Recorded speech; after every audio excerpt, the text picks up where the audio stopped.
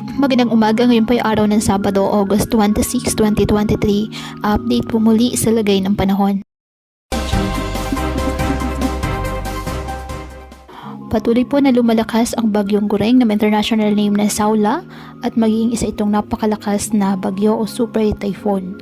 Ayon po yan sa Pag-asa. Ang bagyong Gureng ay kumikilos ng mabagal. Bumubulusok ito pababa papalapit sa Luzon at inaasahang tatapa malapit sa extreme northern Luzon. Inaasahang magiging super typhoon ang bagyong Gureng sa araw ng Lunes o Martes kung kailan ang unang araw po ng pasukan, kaya't asahan ang maulang panahon dahil sa habagat at direktang epekto ng nasabing bagyo. Nakataas naman ang signal number 1 ngayon sa Batanes, the eastern portion of Babuyan Islands, the eastern portion of mainland Cagayan, and the eastern portion of Isabela.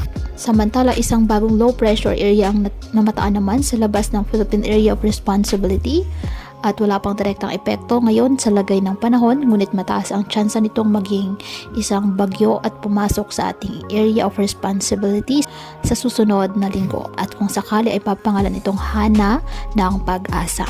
Magpapaulan ang habagat na hinahatak nito sa malaking bahagi ng Metro Manila at kanlurang bahagi ng bansa, kabilang po ang Mimaropa, Zambales at Bataan. Kaya pinapayuhan ng ating mga kababayan na may maingat at maging alerto po sa mga posibleng pagbaha at pagguho ng lupa at ugaliin na magdala palagi ng payong o kahit anumang panangga sa ulan sa tuwing lalabas ng ating mga tahanan. At yan po muna ang update sa lagay ng panahon ngayong araw. Muli patuloy po tayo na mag-ingat at palaging tandaan, God loves you. Stay safe and God bless.